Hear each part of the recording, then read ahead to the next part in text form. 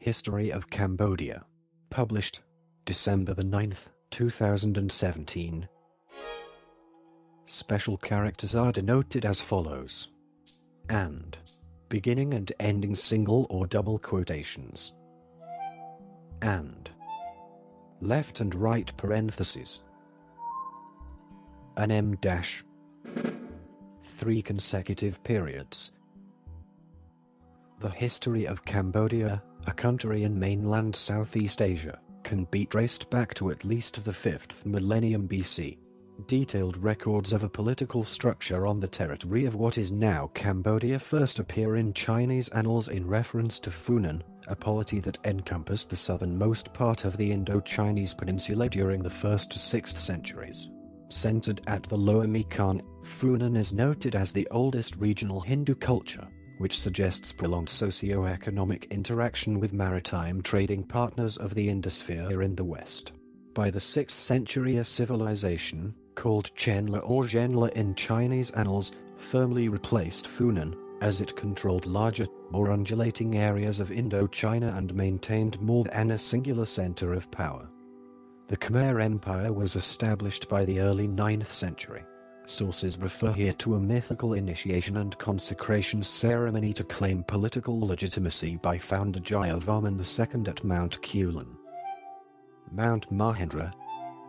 In 802 CE, a succession of powerful sovereigns, continuing the Hindu Devaraja cult tradition, reigned over the classical era of Khmer civilization until the 11th century. A new dynasty of provincial origin introduced Buddhism, which according to some scholars resulted in royal religious discontinuities and general decline. The royal chronology ends in the 14th century. Great achievements in administration, agriculture, architecture, hydrology, logistics, urban planning and the arts are testimony to a creative and progressive civilization in its complexity, a cornerstone of Southeast Asian cultural legacy. The decline continued through a transitional period of approximately 100 years followed by the middle period of Cambodian history, also called the Dark Ages of Cambodia, beginning in the mid-15th century. Although the Hindu cults had by then been all but replaced, the monument sites at the old capital remained an important spiritual center. Yet since the mid-15th century the core population steadily moved to the east and, with brief exceptions, settled at the confluence of the Mekong and Tonle Sap rivers at Chaktamak, Longvik and Udong. Maritime trade was the basis for a very prosperous 16th century. But, as a result, foreigners, Muslim Malays and Cham, Christian European adventurers and missionaries, increasingly disturbed and influenced government affairs. Ambiguous fortunes, a robust economy on the one hand and a disturbed culture and compromised royalty on the other were constant features of the Longvik era.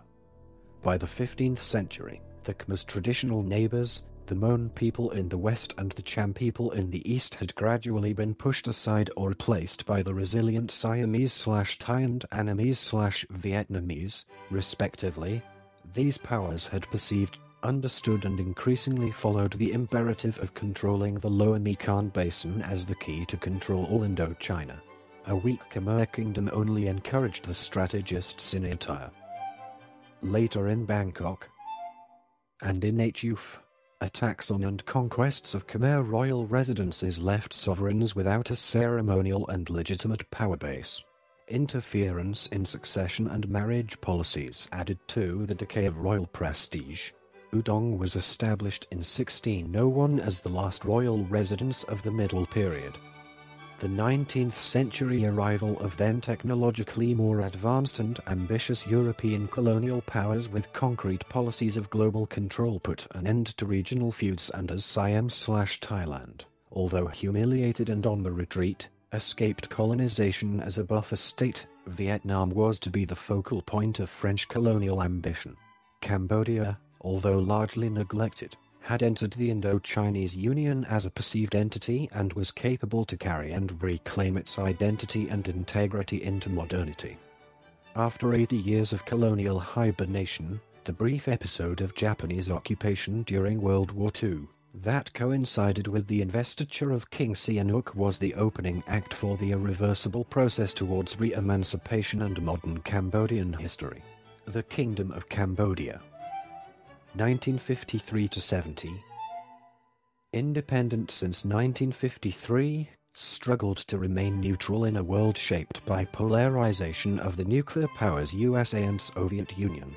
As the Indochinese War escalates, Cambodia becomes increasingly involved. The Khmer Republic is one of the results in 1970, another is civil war. 1975, abandoned and in the hands of the Khmer Rouge, Cambodia endures its darkest hour. Democratic Kampuchea and its long aftermath of Vietnamese occupation, the People's Republic of Kampuchea and the UN mandate towards modern Cambodia since 1993. Part 1. Prehistory and Early History. Radiocarbon dating of a cave at La Ang Spian in Batamang Province, northwest Cambodia confirmed the presence of Hobinhian stone tools from 6000 to 7000 BC and pottery from 4200 BC. Starting in 2009, archaeological research of the Franco-Cambodian Prehistoric Mission has documented a complete cultural sequence from 71.000 years boron. 3. Phosphide 2. The Neolithic period in the cave. Finds since 2012 lead to the common interpretation that the cave contains the archaeological remains of a first occupation by hunter and gatherer groups, followed by Neolithic people with highly developed hunting strategies and stone tool making techniques, as well as highly artistic pottery making and design, and with elaborate social, cultural, symbolic and funerary practices. Skulls and human bones found at Samrong Sen in Kampong Chhnang province date from 1500 BC. Heng Sophady 2007 has drawn comparisons between Samrong Sen and the circular earthwork sites of eastern Cambodia. These people may have migrated from southeastern China to the Indochinese peninsula. Scholars trace the first cultivation of rice and the first bronze making in Southeast Asia to these people. 2010 examination of skeletal material from graves at Phum Sne in northwest Cambodia revealed an exceptionally high number of injuries, especially to the head, likely to have been caused by interpersonal violence. The graves also contain a quantity of swords and other offensive weapons used in conflict. The Iron Age period of Southeast Asia begins around 500 BC and lasts until the end of the Funan era, around 500 AD, as it provides the first concrete evidence for sustained maritime trade and socio-political interaction with India and South Asia. By the 1st century, settlers have developed complex, organized societies and a varied religious cosmology that required advanced spoken languages very much related to those of the present day. The most advanced groups lived along the coast and in the lower Mekong River Valley and the delta regions in houses on stilts where they cultivated rice, fished and kept domesticated animals. Part 2. Funan Kingdom 1st century - 550. Chinese annals contain detailed records of the first known organized polity, the thalassocratic kingdom of Funan, on Cambodian and Vietnamese territory characterized by high population and urban centers, the production of surplus food, socio-political stratification and legitimized by Indian religious ideologies, centered around the lower Mekong and Basak rivers from the 1st to 6th century CE, with walled and moated cities such as Angkor Bori in Ta Keo province and Okyo in modern An Giang province, Vietnam. Early Funan was composed of loose communities, each with its own ruler, linked by a common culture and a shared economy of rice farming people in the hinterland and traders in the coastal towns, who were economically interdependent, as surplus rice production found its way to the ports. By the 2nd century CE, Funan controlled the strategic coastline of Indochina and the maritime trade routes. Cultural and religious ideas reached Funan via the Indian Ocean trade route. Trade with India had commenced well before 500 BC as Sanskrit hadn't yet replaced Pali. Indian Orthodox Pragya Mishra observes, Funan was one of the colonies established by Indians within Cambodia. In his essay, Cultural History of Indian Diaspora in Cambodia, Funan's language has been determined as to have been an early form of Khmer and its written form was Sanskrit. In the period 245 to 250 CE, dignitaries of the Chinese kingdom of Wu visited the Funan city via Adharapura. Envoys Kangtai and Jing defined Funan as to be a distinct Hindu culture. Trade with China had begun after the southward expansion of the Han dynasty, around the 2nd century BC. Effectively, Funan controlled strategic land routes in addition to coastal areas and occupied a prominent position as an economic and administrative hub between the Indian Ocean trade network and China, collectively known as the Maritime Silk Road. Trade routes that eventually ended in distant Rome are corroborated by Roman and Persian coins and artifacts unearthed at archaeological sites of 2nd and 3rd century settlements.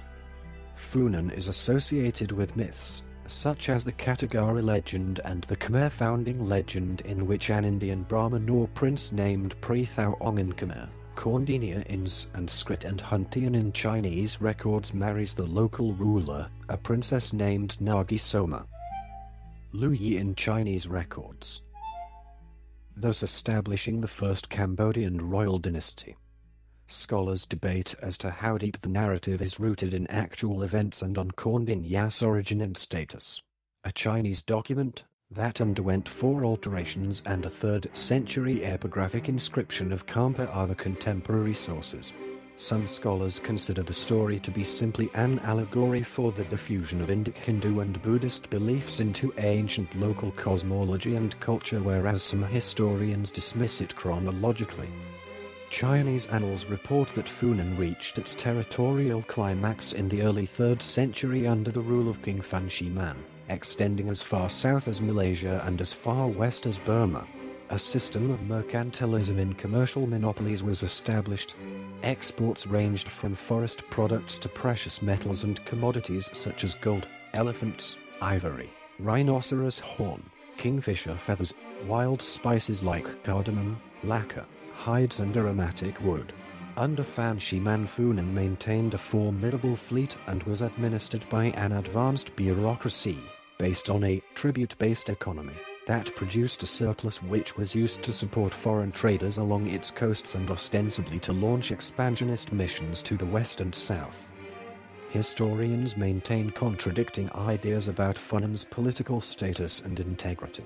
Miriam T. Stark calls it simply Funan, Thepnotion of Funan as an early state, has been built largely by historians using documentary and historical evidence, and Michael Vickery remarks, nevertheless, it is unlikely that the several ports constituted a unified state, much less an empire.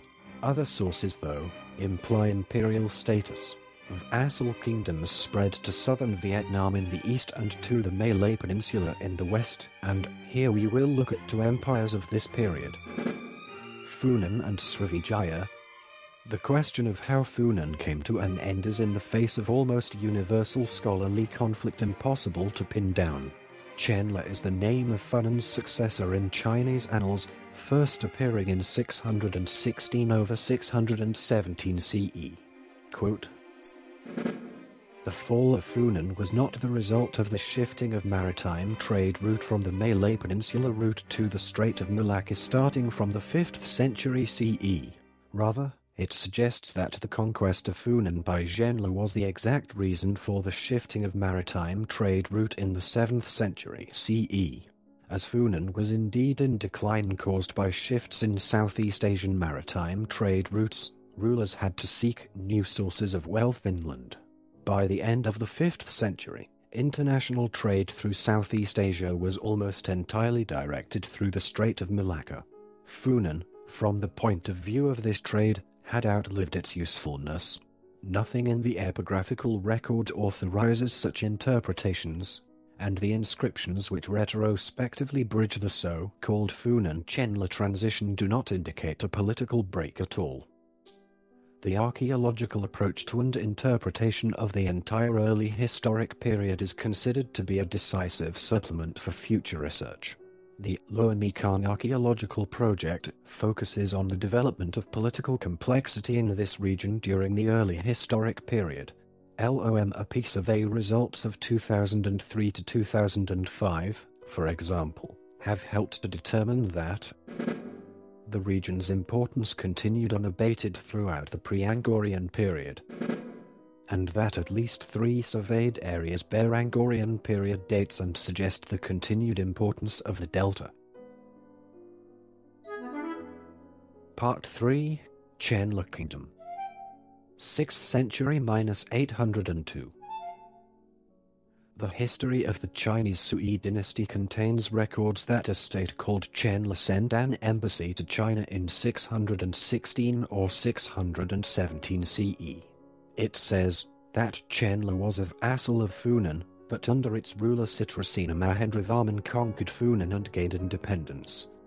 Most of the Chinese recordings on Chenla, including that of Chenla conquering Funan, have been contested since the 1970s, as they are generally based on single remarks in the Chinese annals, as author Claude Jacques emphasized the very vague character of the Chinese terms Funan and Chenla, while more domestic epigraphic sources become available. Claude Jacques summarizes, very basic historical mistakes have been made because the history of pre-Angkorian Cambodia was reconstructed much more on the basis of Chinese records than on that of Cambodian inscriptions, and as new inscriptions were discovered, researchers preferred to adjust the newly discovered facts to the initial outline rather than to call the Chinese reports into question. The notion of Chenla's center being in modern Laos has also been contested. All that is required is that it be inland from Funan. The most important political record of pre-Angkor Cambodia, the inscription K53 from Ba Phnom, dated AD 667, does not indicate any political discontinuity, either in royal succession of kings Rudravarman, Bavavarman I, Mahendravarman Citrasena, Izanavarman, and Jayavarman I, or in the status of the family of officials who produced the inscription.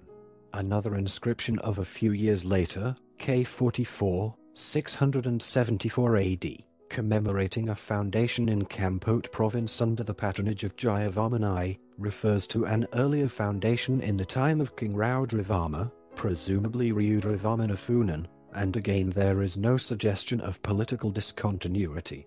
The history of the Tang asserts that shortly after 706 the country was split into land Chenla and water Chenla.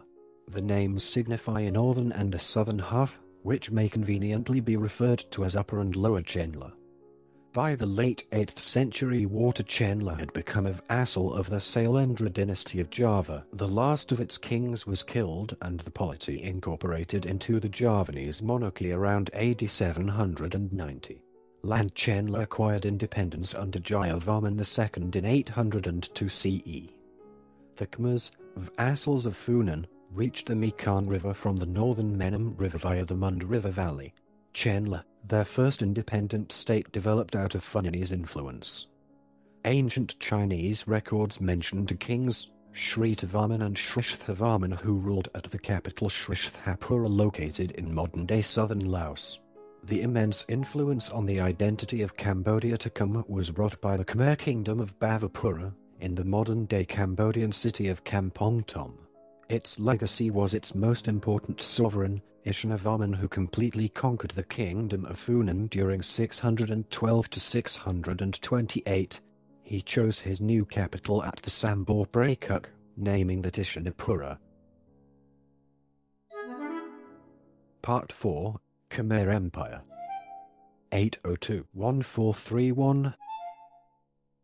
The 6 centuries of the Khmer Empire are characterized by unparalleled technical and artistic progress and achievements, political integrity and administrative stability. The empire represents the cultural and technical apogee of the Cambodian and Southeast Asian pre-industrial civilization. The Khmer Empire was preceded by Chenla, a polity with shifting centers of power, which was split into land Chenla and water Chenla in the early 8th century. By the late 8th century, Water Chenla was absorbed by the Malays of the Srivijaya Empire and the Javanese of the Shailandra Empire and eventually incorporated into Java and Srivijaya. Jayavarman II, ruler of Land Chenla, initiates a mythical Hindu consecration ceremony at Mount Kulan. Mount Mahendra, in 802 CE, intended to proclaim political autonomy and royal legitimacy. As he declared himself Devaraja, God King, divinely appointed and uncontested, he simultaneously declares independence from Shailandra and Srivijaya. He established Hariharalaya, the first capital of the Angorian area near the modern town of Rouge. Jayavarman II's successors continued to reside north of the Tonle Sap Lake. This population center was subject to extensive urban planning, embedded in an elaborate hydraulic network of water reservoirs and canals around central monumental religious structures. The religious monuments underwent over the course of several centuries a sophisticated architectural, stylistic and aesthetic development of eventually most exquisite expression and mastery of composition. Indravarman I, 877 to 889, and his son and successor Yasovarman I, 889 to 900, who established the capital Yasodharapura, ordered the construction of huge water reservoirs, barrages. North of the capital, the water management network depended on elaborate configurations of channels, ponds and embankments built from huge quantities of clay sand, the available bulk material on the Anchor Plain. Dikes of the East Barrage still exist today, which are more than 7 kilometers, 4 miles long and 1.8 kilometers, 1 mile wide. The largest component is the West Barrage, a reservoir about 8 kilometers, 5 miles long and 2 kilometers, 1 mile across, containing approximately 50 million m super 3 of water. Royal administration was based on the religious idea of the Shivate Hindu state and the central cult of the sovereign as warlord and protector, the Varman. This centralized system of governance appointed royal functionaries to provinces. The Mahidharapura dynasty, its first king was Jayavarman VI, 1080 to 1107, which originated west of the Dangrek Mountains in the Mund River Valley, discontinued the old, ritual policy, genealogical traditions and crucially, Hinduism as exclusive state religion. Some historians relate the empire's decline to these religious discontinuities. The area that comprises the various capitals was spread out over around 1,000 square kilometers, 386 square miles. It is nowadays commonly called Angkor. The combination of sophisticated wet rice agriculture, based on an engineered irrigation system, and the Tonle Sap's spectacular abundance in fish and aquatic fauna, as protein source, guaranteed a regular food surplus. Recent geo-surveys have confirmed that Angkor maintained the largest pre-industrial settlement complex worldwide during the 12th and 13th centuries. Some 750,000 people lived there. Sizable contingents of the public workforce were to be redirected to monument building and infrastructure maintenance. A growing number of researchers relates the progressive overexploitation of the delicate local ecosystem and its resources alongside large-scale deforestation and resulting erosion to the empire's eventual decline. Under King Suryavarman II, 1113 to 1150, the empire reached its greatest geographic extent as it directly or indirectly controlled Indochina, the Gulf of Thailand and large areas of northern maritime Southeast Asia. Suryavarman II commissioned the Temple of Angkor Wat, built in a period of 37 years. Its 5 towers representing Mount Meru is considered to be the most accomplished expression of classical Khmer architecture. However, territorial expansion ended when Suryavarman II was killed in battle attempting to invade D5 EIFT. It followed a period of dynastic upheaval and a Cham invasion that culminated in the sack of Angkor in 1177. King Jayavarman II, reigned 1181 to 1219, is generally considered to be Cambodia's greatest king. A Mahayana Buddhist, he initiates his reign by striking back against Kampa in a successful campaign. During his nearly 40 years in power, he becomes the most prolific monument builder, who establishes the city of Angkor Thom with its central temple, the Basin. Further outstanding works are attributed to him: Banti Ekde, Dar Prom, Neek Peen and Shrishring. The construction of an impressive number of utilitarian and secular projects and edifices, such as maintenance of the extensive road network of Surya Varman, in particular the Royal Road to Phnom and the many rest houses, bridges and hospitals, make Jayavarman II unique among all imperial rulers. In August 1296, the Chinese diplomat Zhu Dagun arrived at Angkor and remained at the court of King Srindrivarman until July 1297. He wrote a detailed report, The Customs of Cambodia, on life in Angkor. His portrayal is one of the most important sources of understanding historical Angkor, as the text offers valuable information on the everyday life and the habits of the inhabitants of Angkor. The last Sanskrit inscription is dated 1327 and records the succession of Indra Jayavarman by Jayavarman IX Parameshwara, 1327 to 1336. The empire was an agrarian state that consisted essentially of three social classes: the elite, workers and slaves. The elite included advisors, military leaders, courtiers, priests, religious ascetics and officials. Workers included agricultural laborers and also a variety of craftsmen for construction projects. Slaves were often captives from military campaigns or distant villages. Coinage did not exist, and the barter economy was based on agricultural produce, principally rice, with regional trade as an insignificant part of the economy. Part 5. Dark Ages of Cambodia, 1431 to 1863. The term Dark Ages of Cambodia, also the Middle Period, refers to the historical era from the early 15th century to 1863, the beginning of the French Protectorate of Cambodia. Reliable sources, particularly for the 15th and 16th century, are very rare.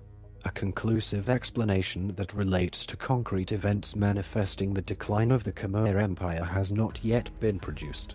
However, most modern historians consent that several distinct and gradual changes of religious, dynastic, administrative and military nature, environmental problems and ecological imbalance coincided with shifts of power in Indochina and must all be taken into account to make an interpretation. In recent years, focus has notably shifted towards studies on climate changes, human-environment interactions and the ecological consequences. Epigraphy in temples ends in the third decade of the 14th and does not resume until the mid-16th century.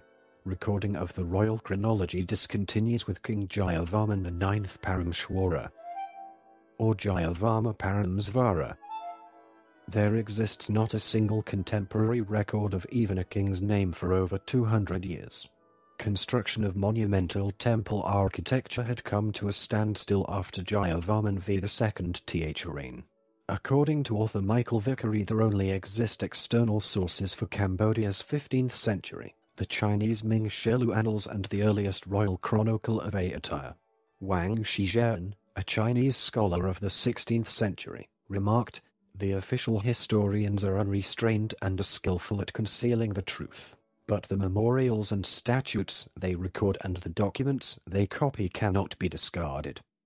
The central reference point for the entire 15th century is a Siamese intervention of some undisclosed nature at the capital Yasodharapura, Angkor Thom. Around the year 1431, historians relate the event to the shift of Cambodia's political center southward to the region of Phnom Penh, Long Vik and later Udong. Quote, "As Siam became Cambodia's primary nemesis after the demise of Angkor, It put an end to the pattern of ambivalent sovereignty that Cambodia's imperial experiment on its western frontier had so effectively prolonged. Sources for the 16th century are more numerous. The kingdom is centered at the Mekong, prospering as an integral part of the Asian maritime trade network, via which the first contact with European explorers and adventurers does occur. Wars with the Siamese result in loss of territory and eventually the conquest of the capital Long Vic in 1594. The Vietnamese on their southward march reach Prey Noka/Saigon at the Mekong Delta in the 17th century. This event initiates the slow process of Cambodia losing access to the seas and independent marine trade. Siamese and Vietnamese dominance intensified during the 17th and 18th century, resulting in frequent displacements of the seat of power as the Khmer royal authority decreased to the state of a vassal. In the early 19th century, with dynasties in Vietnam and Siam firmly established, Cambodia was placed under joint suzerainty, having lost its national sovereignty.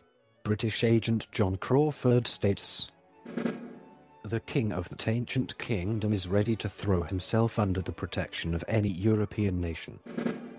To save Cambodia from being incorporated into Vietnam and Siam, King Ang Duong agreed to colonial France's offers of protection, which took effect with King Norodom Iraq signing and officially recognizing the French protectorate on the 11th of August 1863. Part 6. French Colonial Period 1863 to 1953. In 1863, King Norodom signed an agreement with the French to establish a protectorate over his kingdom. The state gradually came under French colonial rule. During World War II, the 1940-41 Franco-Thai War left the French Indochinese colonial authorities in a position of weakness. The Vichy government signed an agreement with Japan to allow the Japanese military transit through French Indochina. Meanwhile, the Thai government, under the pro-Japanese leadership of Field Marshal Pliek Phibin Songkram, took advantage of its position and invaded Cambodia's western provinces. Cambodia's situation at the end of the war was chaotic. The Free French, under General Charles de Gaulle, were determined to recover Indochina, though they offered Cambodia and the other Indochinese protectorates a carefully circumscribed measure of self-government.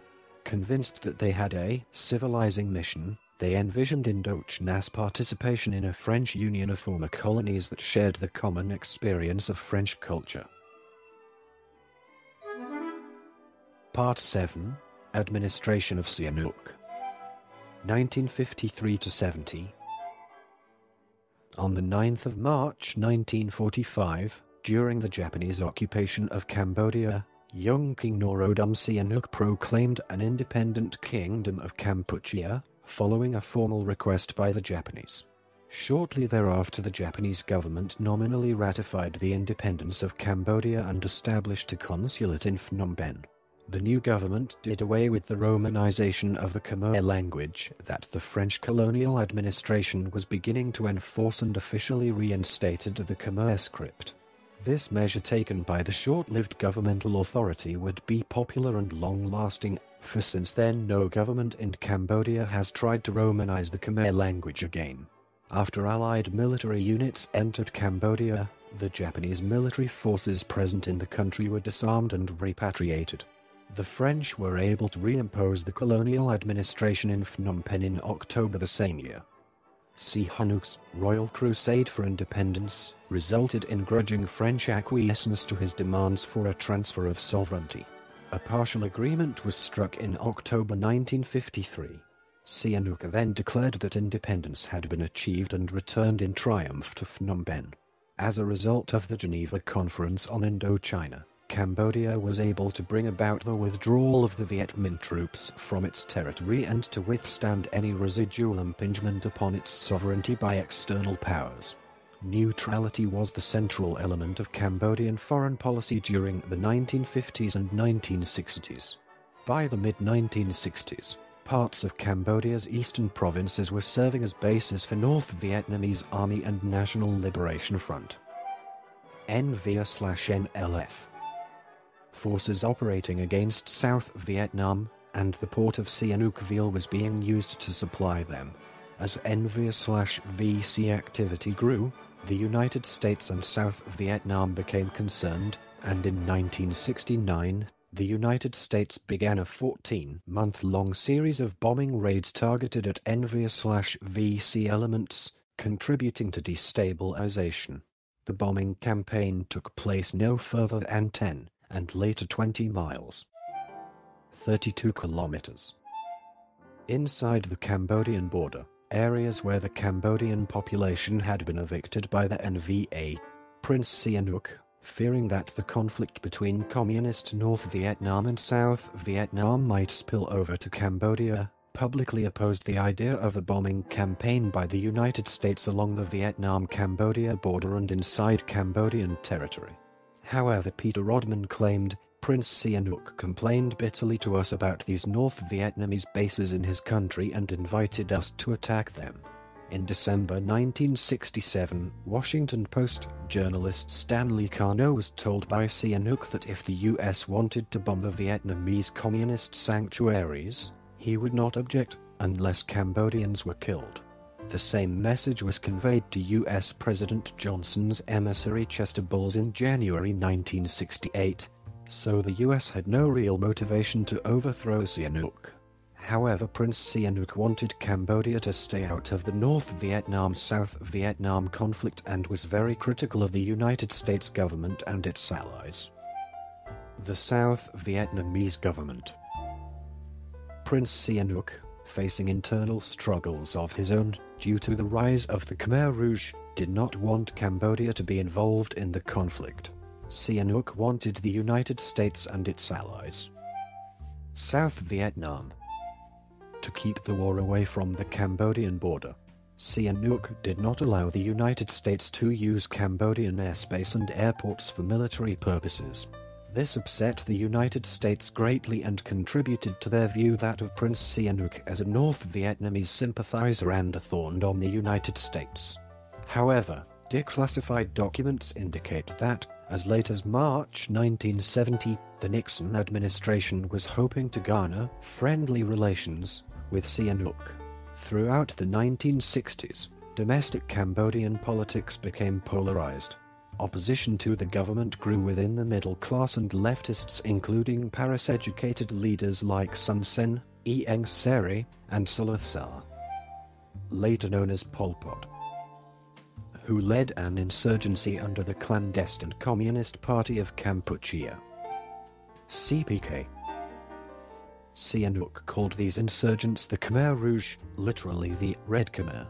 But the 1966 National Assembly elections showed a significant swing to the right, and General Lon Nol formed a new government, which lasted until 1967. During 1968 and 1969, the insurgency worsened. However, members of the government and army, who resented Sihanouk's ruling style as well as his tilt away from the United States, did have a motivation to overthrow him. Part 8, Khmer Republic and the War. 1970–75. While visiting Beijing in 1970, Sihanouk was ousted by a military coup led by Prime Minister General Lon Nol and Prince Siso Wathsirik Matok in the early hours of the 18th of March 1970. Despite Sihanouk's allegations, there is no evidence that this coup was planned by the United States Central Intelligence Agency. However, as early as the 12th of March 1970, the CIA station chief told Washington that based on communications from Sirik Matok, Lon Nol's cousin, that the Cambodian army was ready for a coup. Lon Nol assumed power after the military coup and immediately allied Cambodia with the United States. Sun Gok Than, an opponent of Pol Pot, announced his support for the new government.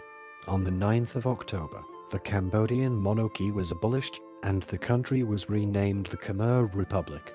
The new regime immediately demanded that the Vietnamese communists leave Cambodia. Hanoi rejected the new republic's request for the withdrawal of NVA troops. In response, the United States moved to provide material assistance to the new government's armed forces, which were engaged against both CPK insurgents and NVA forces. The North Vietnamese and Viet Cong forces, desperate to retain their sanctuaries and supply lines from North Vietnam, immediately launched armed attacks on the new government.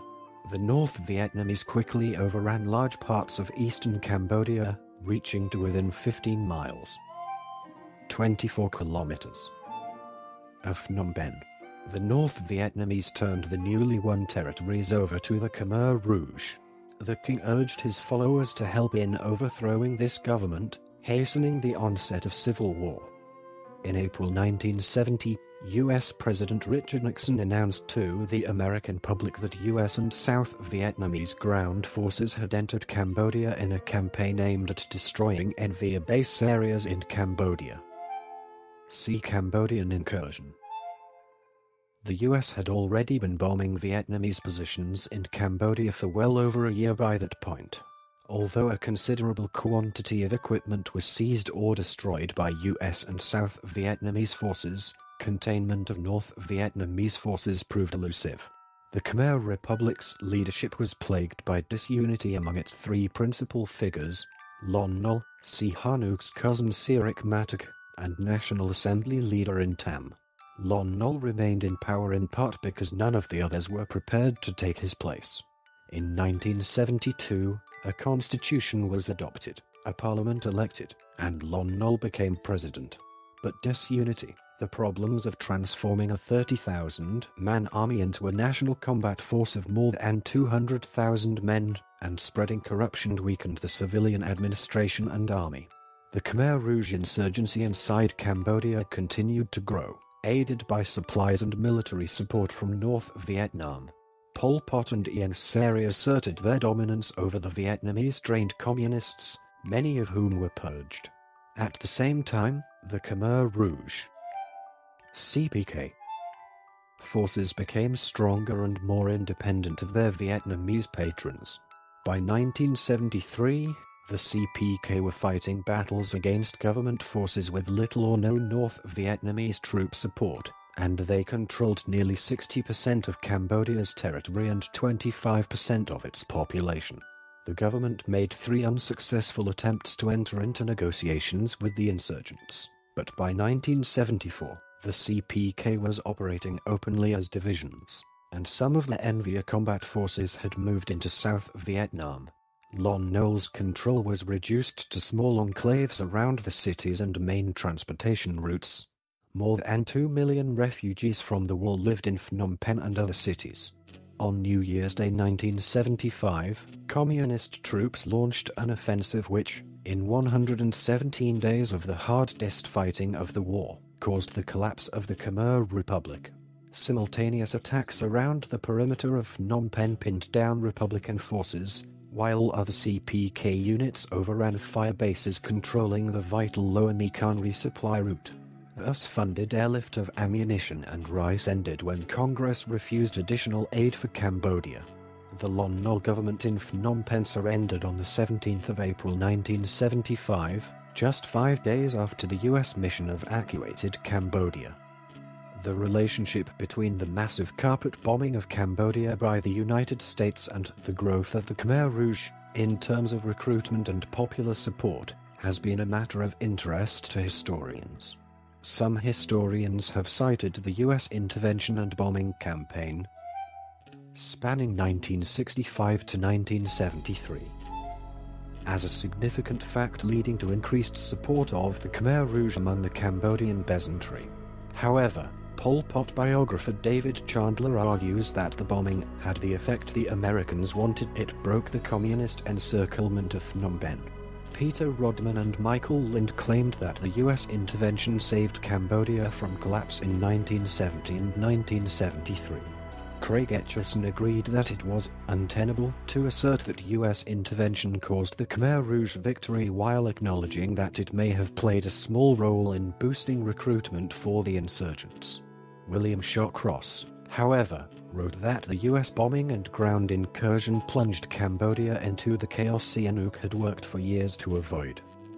The Vietnamese intervention in Cambodia, launched at the request of the Khmer Rouge, has also been cited as a major factor in their eventual victory, including by Shawcross. Vietnam later admitted that it played a decisive role in their seizure of power.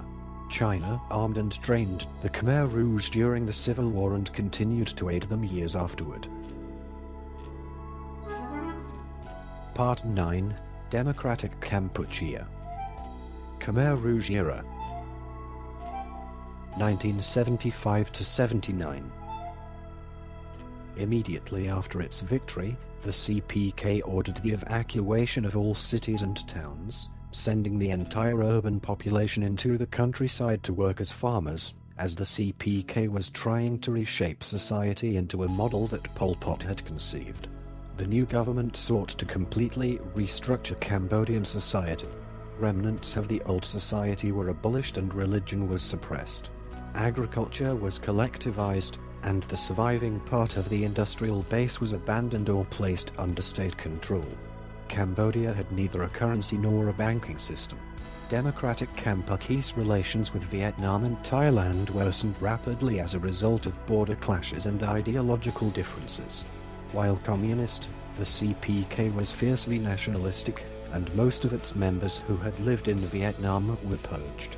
Democratic Kampuchea established close ties with the People's Republic of China, and the Cambodian-Vietnamese conflict became part of the Sino-Soviet rivalry, with Moscow backing Vietnam.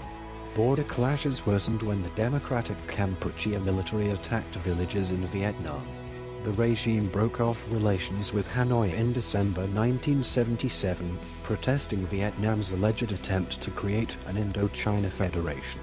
In mid-1978, Vietnamese forces invaded Cambodia, advancing about 30 miles, 48 kilometers, before the arrival of the rainy season. The reasons for Chinese support of the CPK was to prevent a pan-Indochina movement and maintain Chinese military superiority in the region. The Soviet Union supported a strong Vietnam to maintain a second front against China in case of hostilities and to prevent further Chinese expansion. Since Stalin's death, relations between Mao-controlled China and the Soviet Union had been lukewarm at best. In February to March 1979, China and Vietnam would fight the brief Sino-Vietnamese War over the issue. In December 1978, Vietnam announced the formation of the Kampuchean United Front for National Salvation, KUFNS, under Heng Samrin, a former DK Division commander.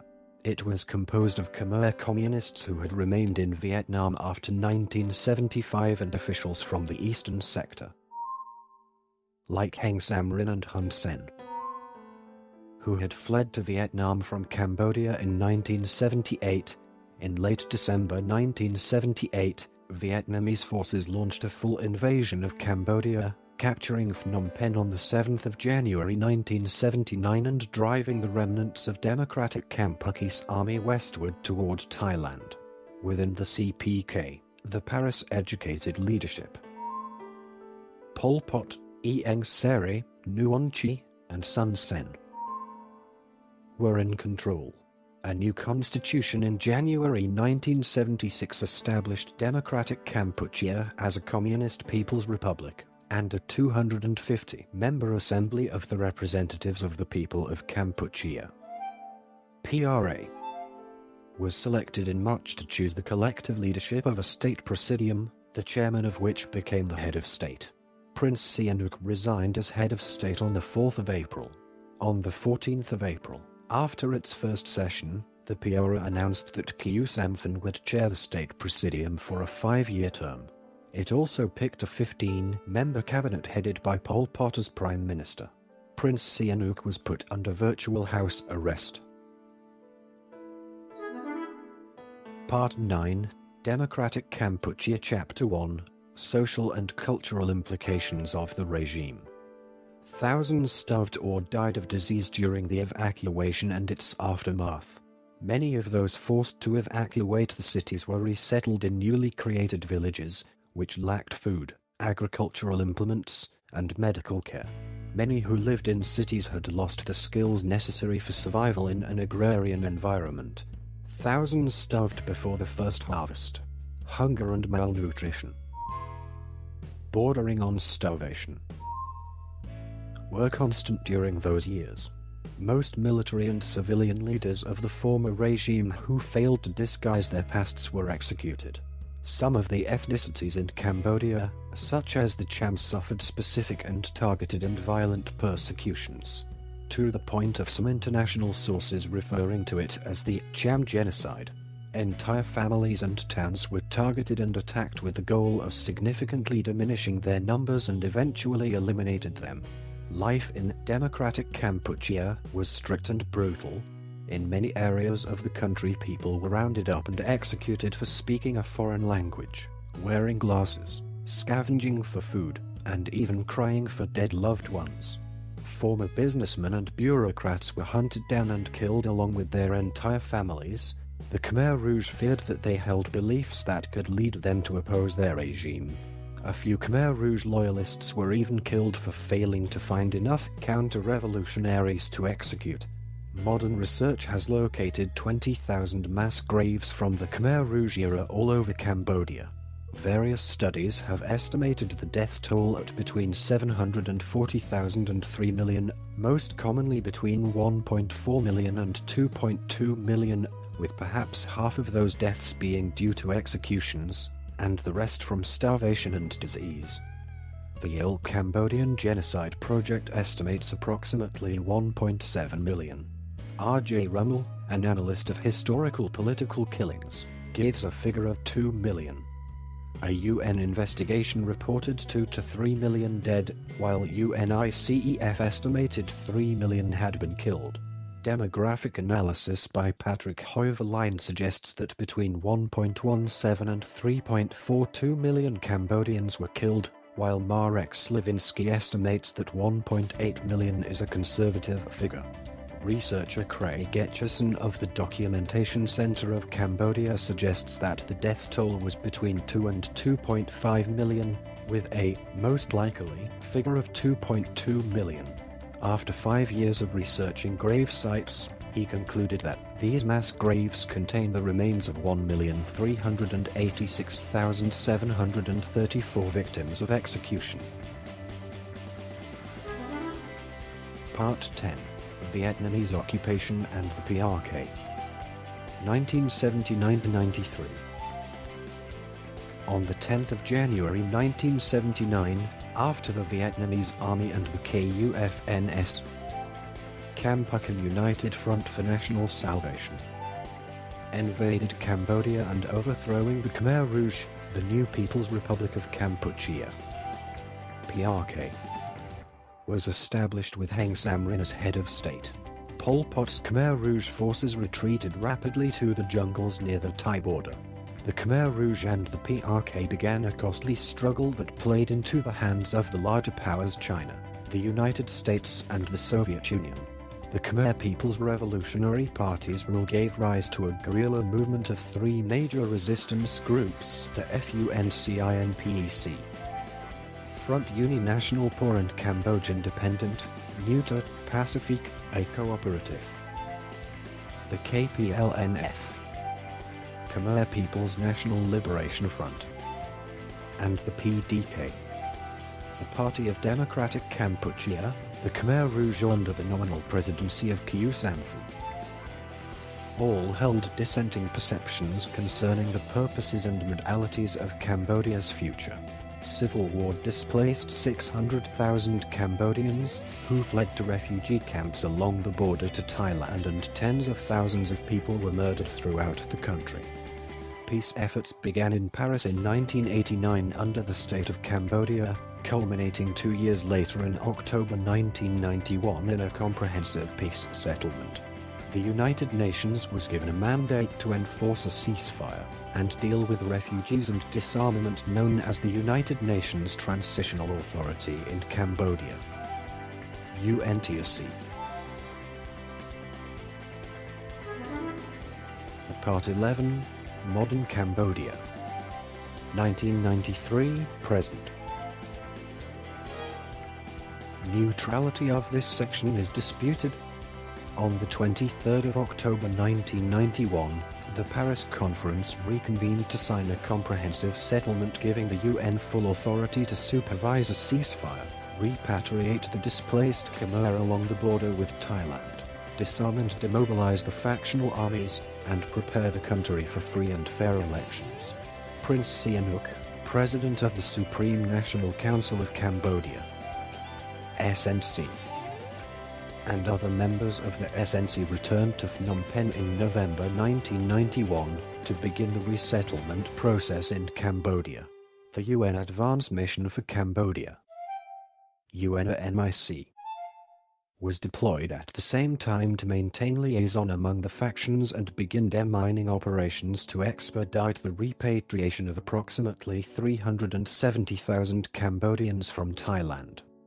On the 16th of March 1992, the UN Transitional Authority in Cambodia, UNTAC, arrived in Cambodia to begin implementation of the UN settlement plan and to become operational on the 15th of March 1992 under Yasushi Akashi, the Special Representative of the UN, Secretary-General.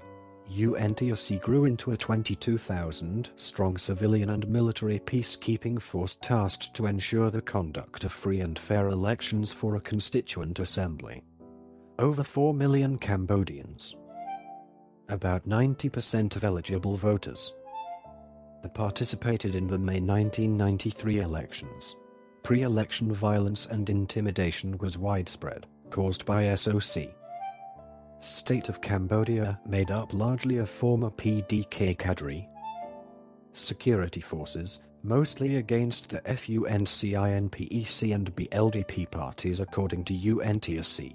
The Khmer Rouge or Party of Democratic Kampuchea, PDK, whose forces were never actually disarmed or demobilized, blocked local access to polling places. Prince Ranoridus, son of Norodom Sihanouk, Royalist Hun Sen Party was the top vote recipient with 45.5% of the vote, followed by Hun Sen's Cambodian People's Party and the Buddhist Liberal Democratic Party, respectively. Hun Sen then entered into a coalition with the other parties that had participated in the election. A coalition government resulted between the Cambodian People's Party and FUNCINPEC, with two co-prime ministers, Hun Sen, since 1985 the prime minister in the communist government, and Norodom Rinrid. The parties represented in the 120-member assembly proceeded to draft and approve a new constitution, which was promulgated the 24th of September 1993. It established a multi-party liberal democracy in the framework of a constitutional monarchy, with the former Prince Sihanouk elevated to king. Prince Rinrid and Hun Sen became first and second prime ministers, respectively, in the Royal Cambodian government. RGC. The Constitution provides for a wide range of internationally recognized human rights. Hun Sen and his government have seen much controversy. Hun Sen was a former Khmer Rouge commander who was originally installed by the Vietnamese and, after the Vietnamese left the country, maintains his strongman position by violence and oppression when deemed necessary. In 1997, fearing the growing power of his co-prime minister, Prince Norodom Rinrid, Hun launched a coup, using the army to purge Rinrid and his supporters. Rinrid was ousted and fled to Paris while other opponents of Hun Sen were arrested, tortured and some summarily executed. On the 4th of October 2004, the Cambodian National Assembly ratified an agreement with the United Nations on the establishment of a tribunal to try senior leaders responsible for the atrocities committed by the Khmer Rouge. International donor countries have pledged a $43 million share of the three-year tribunal budget as Cambodia contributes $13.3 million. The tribunal has sentenced several senior Khmer Rouge leaders since 2008. Cambodia is still infested with countless landmines, indiscriminately planted by all warring parties during the decades of war and upheaval. This recording is a derivative work from Wikipedia. For more information, Please visit www.frogcast.org.